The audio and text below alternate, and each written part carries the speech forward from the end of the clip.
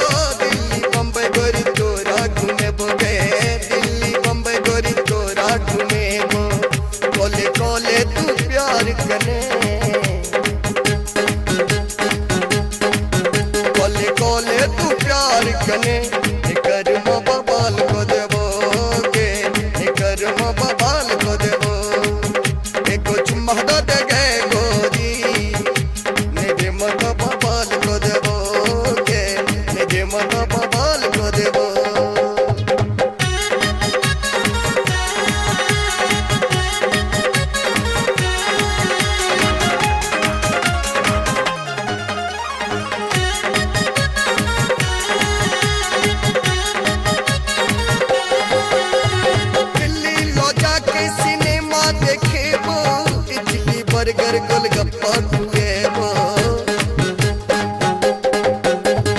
दिल्ली लो जाके सिनेमा देखेबो इडली बर्गर गोलगप्पा खुएबो इडली बर्गर गोलगप्पा खुएबो घूमेबो Lal Qila India gate घूमेबो Lal Qila India gate मेरे मत बबाल को देबो गे मेरे मत बबाल को देबो एको चुम्मा दे गे गोरी